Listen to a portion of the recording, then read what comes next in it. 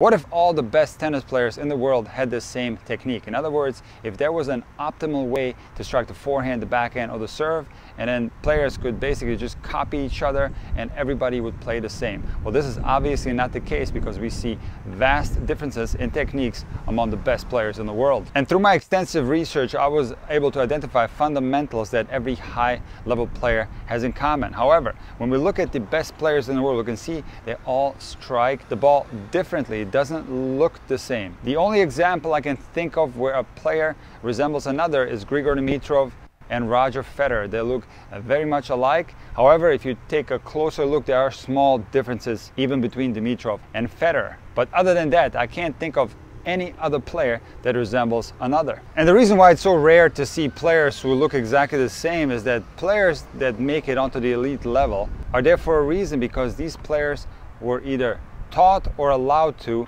develop their own style. I can give you some examples of players who either went by their own feel. In other words, they did something by feel and it felt good to them and they just continued doing so, or players were mentored either by their coaches or by their parents and were allowed to keep their own individual style. And the first player I'm going to use as an example is the father of the modern forehand, which is Bjorn Borg. And if you remember, back in those days, nobody used the Western grips. In other words, players would have a continental grip and nobody really went over towards the Western side, whether it be the Eastern grip, the semi-Western, or the full Western grip. And Bjorn Borg was one of the first players. He wasn't the first one. There was actually some players before him. He used the Western grips, but he was actually taught to play the forehand with a continental grip, and he liked the way it felt going over towards the Western side. He used the Eastern forehand grip, and the coaches were actually telling him not to do that because this was considered wrong back in the day. But Borg didn't care and he continued playing with an Eastern forehand grip.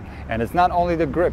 Borg also was one of the first players to have a finish that went around his head, kind of like Rafa does. This was considered extremely wrong back in those days, but Borg liked the way this type of forehand felt and he continued doing so. And another controversial thing back in the day that Borg did was have a loop on his forehand, which now is a fundamental element of every high-level forehand. So prior to Borg, players didn't really loop the racket.